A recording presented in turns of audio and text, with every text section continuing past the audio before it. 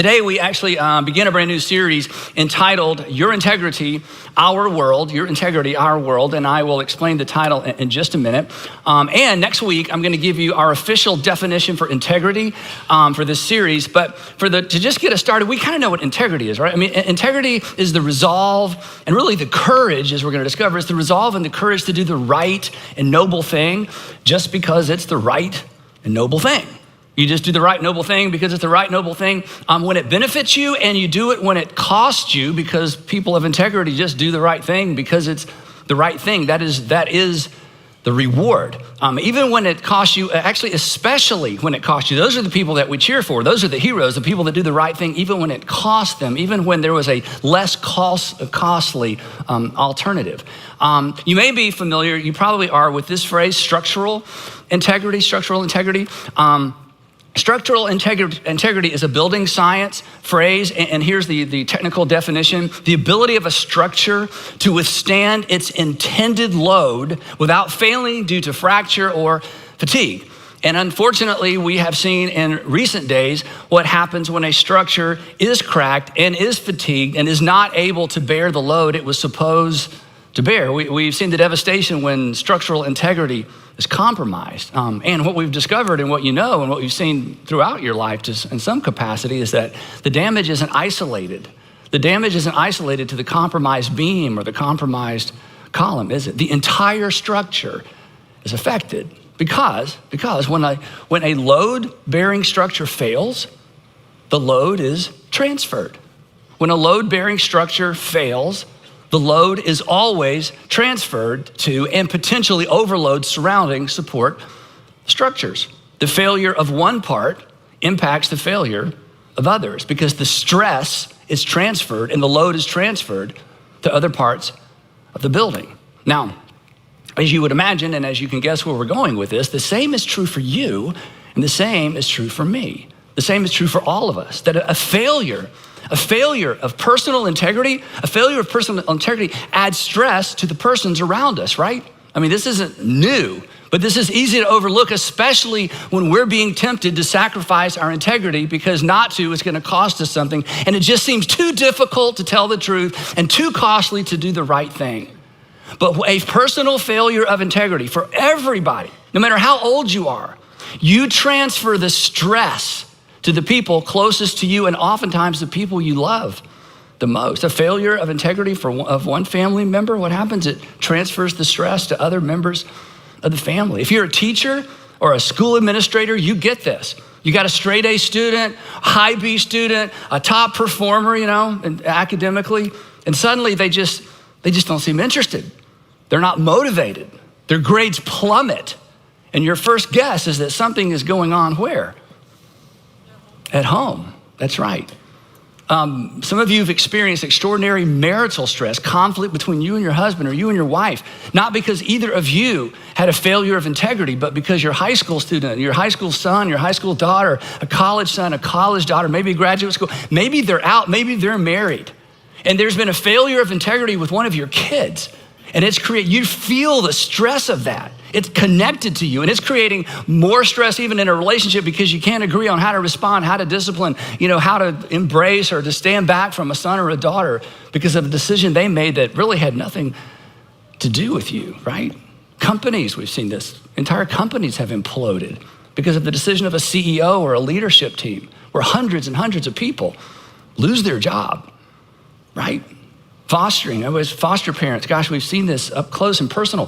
The failure of integrity with a father or a mother or both parents, it causes kids to spiral. It creates, in some cases, generational problems, generational poverty, generational drug addiction. The point is simply this: the load, we just can't kid ourselves, the load is always, always, always transferred. That the consequences are never isolated, that your personal failure of integrity impacts some other persons. But your integrity, when you maintain your integrity, when we maintain our integrity, when I maintain my integrity, it also impacts some other persons as well. So this is a really, really, really big deal. In fact, when we think about our community and our nation, our world, our families, I don't know of anything that's more important corporately, nationally. Thus our title, Your Integrity, Our World. My integrity, our world. Your integrity, your family, your community. My integrity, my family, my world. This is one of the reasons why integrity is actually a universal expectation. And this is very interesting. This is what makes a hypocrite out of all of us. We're gonna talk about that, I think, in week 3. So don't miss week 3, because everybody loves to be called a hypocrite. If it's been a while, don't miss week 3, right? Here's the thing. We may opt for loopholes. In other words, I might look for a workaround or a loophole so I don't have to tell the whole truth, or so I don't have to be completely transparent, or so that, I'm not completely honest. I mean, we might look for loopholes, and we might make excuses when it comes to our personal decisions. But here's what I know about you. We've never met. You expect integrity from the people closest to you and the people around you. You expect it from your leaders, your preachers, and your teachers, your spouse, your boss, your employees. You expect integrity from the people around you, whether you're a person of integrity or not. Or just to be sort of crass, thieves don't expect to be stolen from. They're like, what? Well, you stole from me? Well, yeah, well, I didn't expect that. Well, you do it. It doesn't matter what I do. I did not expect that from you, right? Unfaithful spouses do not expect to be cheated on, right? And don't raise your hand on this one, okay? But when you were in school, not that one, we're moving on. Or that one. Or this day could end very differently than you anticipated. But when you were in school, again, don't raise your hand, guys. If you in school, if you ever cheated on middle school or elementary school, maybe middle school, high school, college, you cheated on a test. And if you cheated on the test and you got by with it, nobody caught you, and you made a better grade than you were supposed to make. And then you get your test paper back. Imagine this. This didn't happen to any of us, but imagine. So you've cheated, you got by with it. You're like, man, I made a B. Shouldn't have made a B, shouldn't have passed. So you're looking at your grade, and you start looking at your test paper, and you realize your teacher misgraded the paper, and you got cheated a couple of points. What would you have done? Oh, well. No, you would have marched right up there to his or her desk and said, hey, you misgraded. You took a few points away that you need to give to me. It didn't matter that you cheated to get them. You expected your teacher not to cheat, even though you're a cheater. Like I said, this eventually makes hypocrites of all of us. And I know this doesn't apply to any of you, but those employees that waste time at work, not us, but this happens. This happens. There are people who just, they shop online at work. They do all kind of stuff. It's crazy. Yeah, they're eating up their employer's resources, wasting time at work. And they never tell their employer, right? But when the paycheck comes out, when the hours are totaled up, when they get their check every couple of weeks, they expect for the employer to pay them exactly what they agreed to. I mean, I may cheat you at work, but by golly, if I think you've deducted something from my paycheck or you didn't count hours, I am in your face. Why? Because regardless of our personal integrity, regardless of our consistency, it's a universal expectation. It's an inescapable expectation. And all of that brings us to something extraordinarily significant. And this is a little deep. So for some of you who've been waiting for something deep, this is it, okay? This is deep. And this is what we're gonna talk about for the next few minutes, because I didn't even plan to include this in the series, but as I kind of worked through this content, I thought this is so foundational, and even though it's somewhat introductory, this is what I want to talk about for the next few minutes, because this whole idea of the duplicity, the expectation we have of others that we don't even have of ourselves to some extent, it points to something so foundational when it comes to our lives and so foundational when it comes to integrity. Integrity, the whole idea of integrity, assumes and ought to, we readily appeal to, that we assume everyone around us is accountable to. Let me read that again. That integrity assumes, and that the fact that you just expect people to tell you the truth, they signed the contract, they're gonna follow through. Integrity assumes and ought to, you just ought to do that. That we readily appeal to, you didn't do what you ought to do. We need to talk about that. That we assume everybody around us is accountable to. You lied to me. You lied to me. Implication, even though we've never discussed the pros and cons of lying, I just assumed you're not supposed to lie. I mean, we've never talked about it. We never sat down before we signed the contract and said, okay, before we go through this contract, let's talk about what's right and what's wrong. You don't do that before you sign a contract. You don't do that before you enter into a relationship, because you just assume people know what they ought to do and what they ought not to do, and they're assuming the same thing about you. You lied to me. You lied to me. Well, yeah, but we never talked about whether lying is right or wrong. Well, I just assumed you know you're not supposed to lie. Now, I didn't decide lying is wrong, and you didn't decide lying is wrong. Everybody just knows, don't they? I mean, here's something you rarely hear. I hope you've never heard this. I'm not suggesting you say this, but here's something we rarely hear. Yes, I lied to you, so what? Like, why are you making such a big deal out of this? But if there is no objective outside of us sense of justice, injustice, right or wrong, think about this.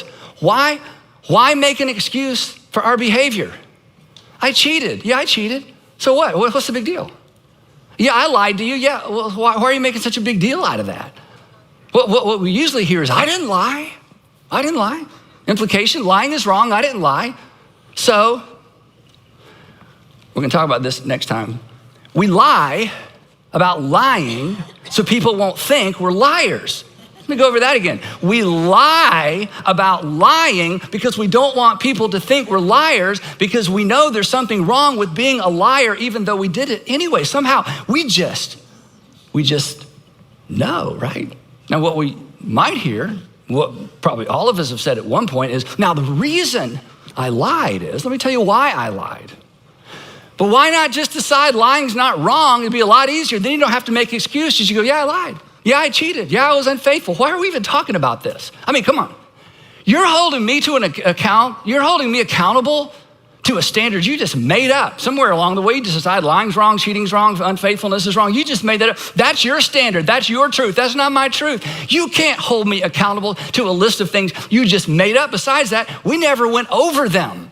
We never sat down and we never even covered this stuff. So you have no right. You have no right to hold me accountable to some standard of right and wrong, just and unjust, that you just made up any more than I have a right to hold you to my standard.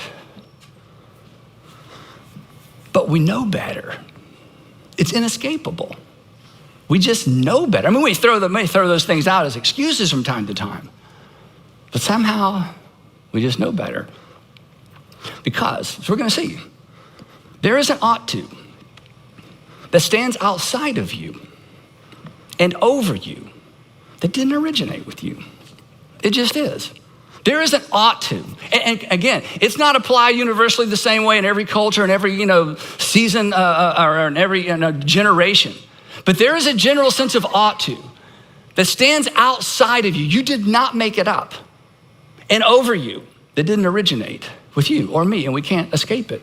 Now, here's again, the hypocrisy is just amazing. In fact, we've all done this. We might deny the existence of ought to with our actions because we don't always do what we ought to do, right? We may deny this universal sense of ought to with our personal decisions because I know I ought to, but I'm not going to do what I ought to, and I know I ought not do that, but I'm going to do it anyway. So we may kind of dismiss and deny that there's some universal sense of ought to with our actions, but never with our reactions.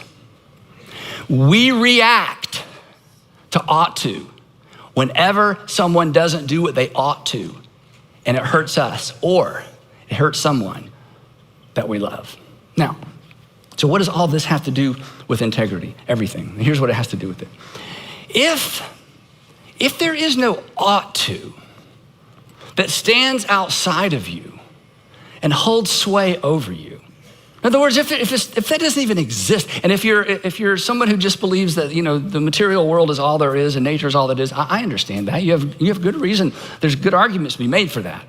But if that's your worldview, if there is no ought to that stands outside of you, that holds sway over you, that holds you to some extent accountable, then integrity, let's just not kid ourselves, integrity is nothing more than a tool that you use to get your way until it gets in the way.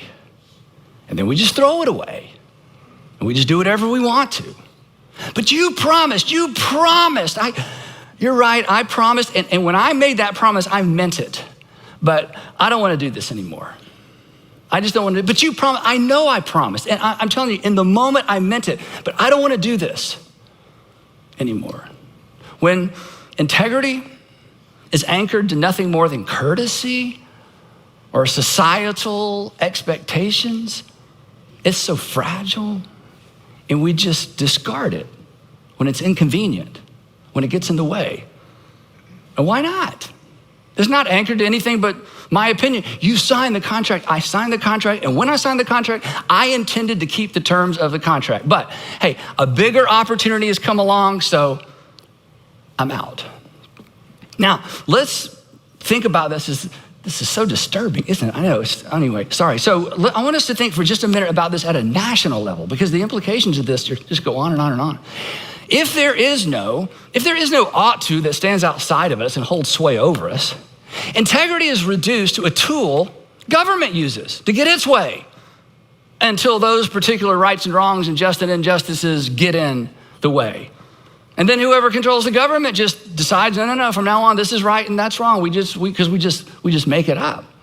So determining what's at the bottom, and again, whether you're a theist or not, a religious person or not, a Christian person or not, this is for all of us. This impacts all of us. This impacts all of us every day. This impacts all of us today. Before this day is over, this dynamic is going to come into play in your life. In fact, for some of you, it's coming into play right now because you're thinking, why is he talking about this? Because I've had my mind made up and I'd sort of built a case for what I'm going to do and got a head of steam. As soon as this is over, I'm going to go out there, we're going to have that conversation, and I'm going to do what I ought not do. And he's talking about this. How did he know?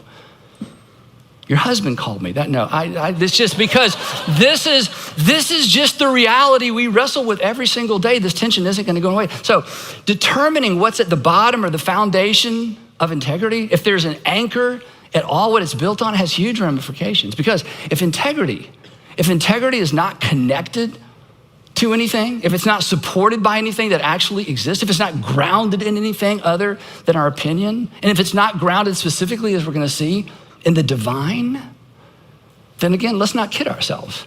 Integrity, what's right and wrong, ought not, just, unjust, noble, virtuous, it's fluid, right? It's fluid. It will be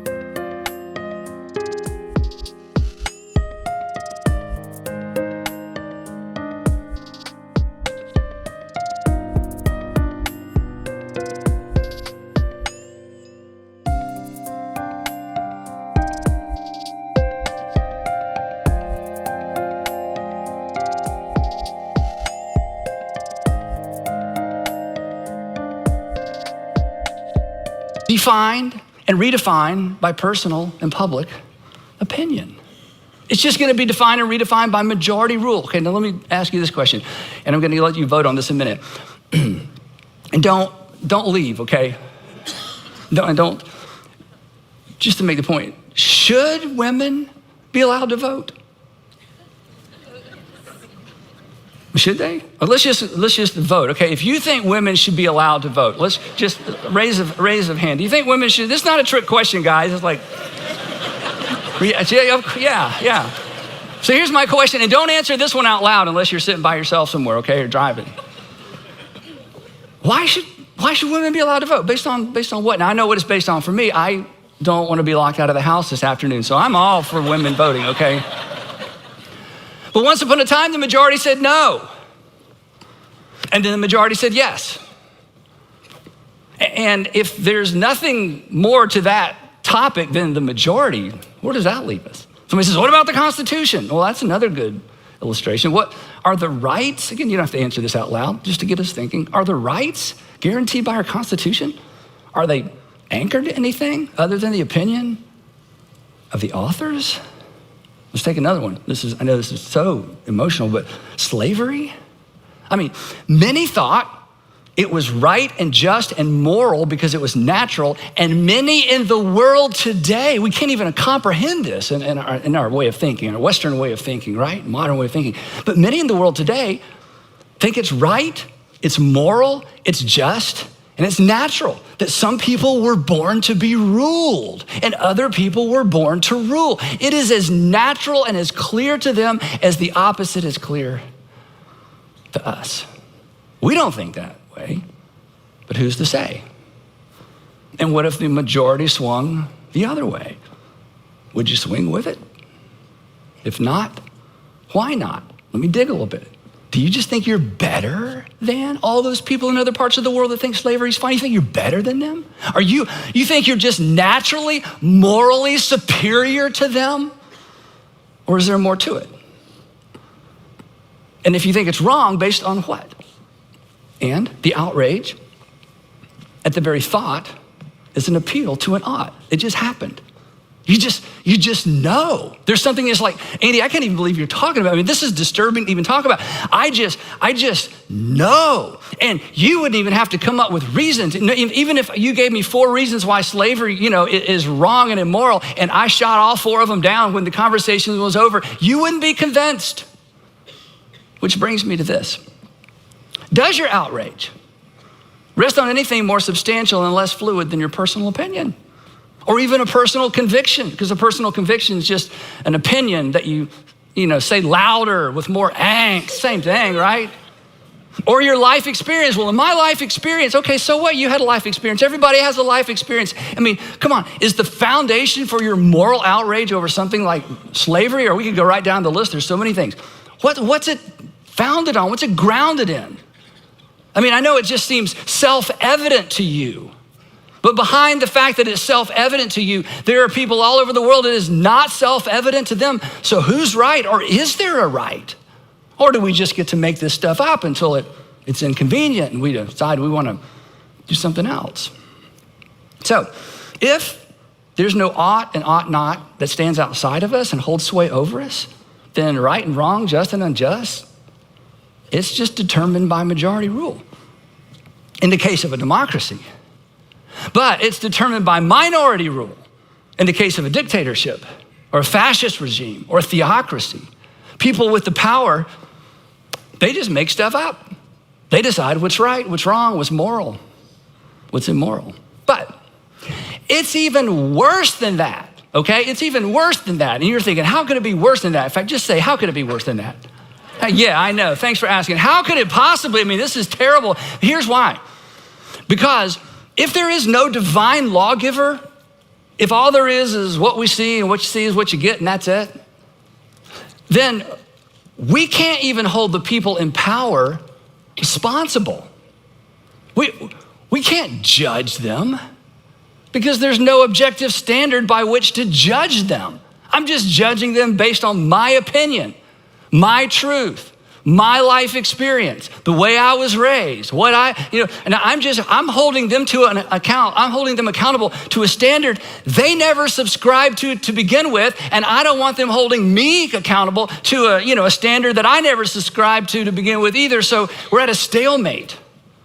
And it's even worse than that, because if there is no objective standard by which to judge, if all there is matter, they actually had no choice in the matter, because matter doesn't decide. Matter just is. Choices, decisions require free will. And in a purely materialistic world, there's no free will. I mean, free will is an illusion. It's a trick of evolution. It's not actual, it's not real. We experience decision-making, but we're not actually making decisions because of physics and chemistry, natural law. It can't decide anything. It just is. So at the end of the day, the people who see the world differently than us, we can't judge them. We're holding them accountable to something we just made up, unless there's an ought to that we're all accountable to, that holds sway over us and judges us. If that doesn't exist in the end, it really is just survival of the fittest. Evolution by natural deselection. If there is no divine and if there is no divine lawgiver, it's just self-serving opinion. It's just majority rule. And integrity just becomes a useful tool to help other people feel guilty and to hold them accountable and to meet our expectations until it's not. And then in the end, ought to, it's just up to you. Ought to, it's just up to me. But we know better. We know better. We know better. Even if you aren't sure about a personal God, you know better. Even if you walked away from God, I mean, if you've read all the books in your personal experience day to day before this day is out, you know better. There is something outside of you that's bearing down on you. And here's the amazing thing. And this is what I don't think I can convince all of you of today, but if you'll hang with us for the next few weeks, I hope someone or something will convince you. The moment, this is so amazing to me, the moment that we attempt to justify a behavior in our minds, okay? Think about this. We're gonna have one of these before the day's over. The moment you try to justify a behavior in your mind, I shouldn't, but I'm going to. I should not tell her that, but I'm gonna tell her that anyway. I shouldn't lie. I should show them. I should, but I'm not. I shouldn't, but I am. The moment, as soon as you enter into that internal argument with yourself, you acknowledge the divine, whether you believe in it or not. You acknowledge accountability to something that you did not create and you can't shake. Paul, the Apostle Paul, he explained it different and better, and his is a lot shorter, so I'm just gonna read you his, but I get 30 minutes, so I just couldn't read this and dismiss, okay? But I will tell you, this is better. And he's writing to Judean and Galilean Jesus followers, they're new Christians, sons and daughters of Abraham who were raised on Torah. They were raised on the law. I mean, and here's something we can kind of understand if we stop and think about it. Their conscience, these first century, second century too, but especially these first century Judeans, Galileans, sons and daughters of Abraham, their consciences were fine-tuned to the law of Moses. I mean, fine-tuned. And sometimes your conscience can be too active, like you're too sensitive to things. So like 10 years, I know we can't get off on this, but like 10 years after the resurrection, it's such a great story. 10 years after the resurrection, Peter, who's been with Jesus the whole time, the whole ministry, Peter gets to the door of Cornelius' house, and Cornelius is a Gentile, and Cornelius has invited Peter over to talk about Jesus. I mean, isn't that what Peter's supposed to do? Like, go ye therefore into all the world. How about you just go up the street, okay? This isn't like a big deal. Actually, it's a day and a half journey. He's invited to Cornelius' house 10 years after the resurrection, okay? This is a guy who had breakfast with his resurrected Savior on the beach, and Jesus said, go into all the world. And he gets to Cornelius' house, and it's like, and he later says, this is the first time I've ever been in a Gentile's home. It's like, what?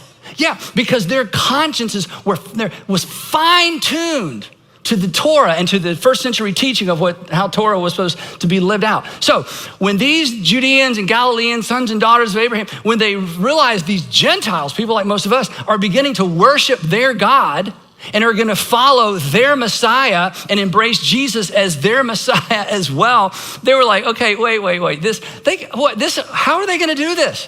They don't even know Torah, okay? They don't even go to synagogue. I mean, they know nothing. How in the world are they gonna live a life that's pleasing to God when they don't have the law? So Paul's like, that is a great question. So here is an answer. Here's what he says. When Gentiles, talking about most of us, who do not have the law, because they just didn't grow up with it. They don't have it in their hearts, their minds, their consciences aren't fine-tuned. When Gentiles who do not have the law do instinctively things required by the law, as they begin to follow Jesus and they become more honest and they quit stealing, they quit cheating, and they quit, cheating with their measure and their weights, doing in the marketplace, when they begin to live better, more ethical, more moral lives, he says there's something that's intuitive. There's something that their conscience begins to be more fine-tuned, not to Torah, not to, the law is given to the Jews. He says, but God's doing something on the inside. They just know those things are wrong. He says, when that happens, when they're like, suddenly, that didn't bother me before, but now I'm like, I'm not doing that anymore. Remember Zacchaeus? It's like he stole and stole and stole and stole. Then he meets Jesus, like giving it all back plus some. It's like, whoa, what happened? What did you read?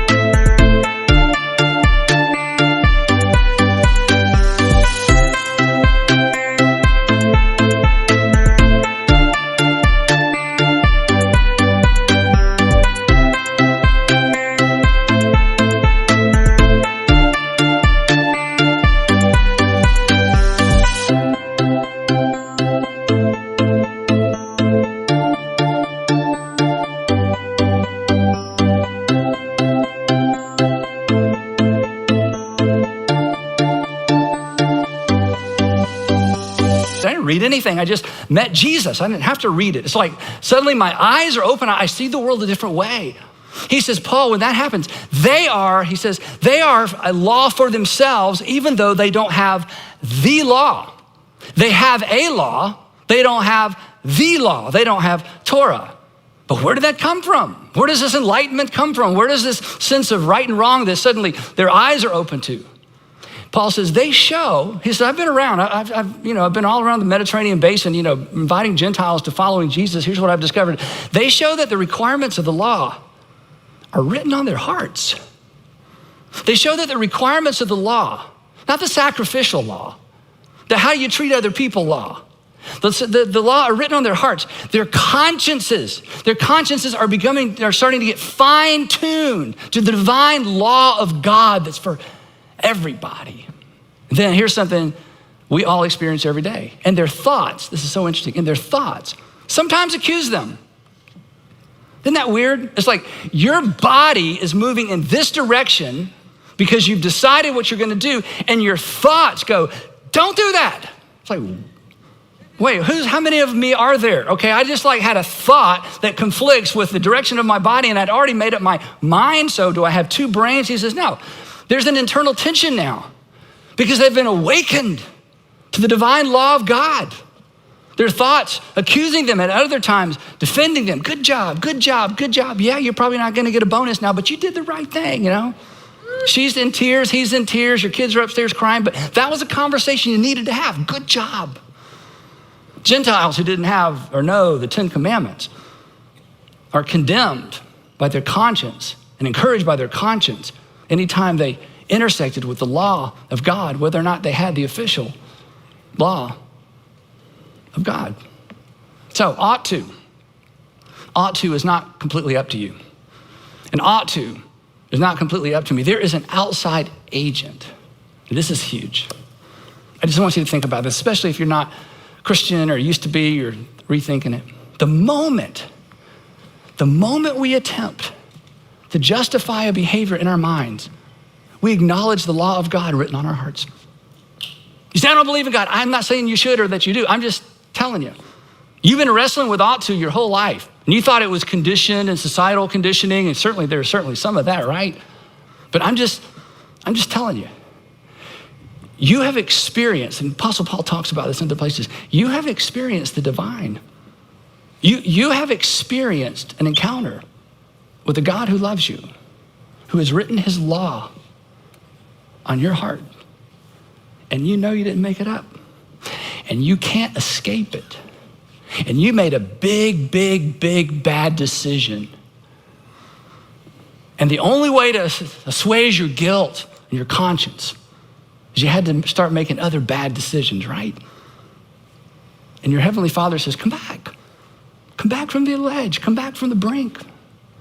And I want you to wrestle with this, because to wrestle with your conscience is to wrestle with me, because I place my law in your heart. The moment we attempt to justify behavior in our minds, we acknowledge the law of God written in our hearts. The rule of God, the kingdom of God. This is why I love to say that everyone should consider following Jesus because Jesus came to planet Earth and he ignited and he launched and he initiated the rule and the kingdom of God on earth. And he placed his law in our hearts. And when you do the right thing, when you do the costly thing, when you do the thing that cost you financially, cost you relationally, cost you reputationally, cost you some followers, now you're not gonna get invited back, now you're not gonna get invited in. Now life's gonna be different because you did the right thing.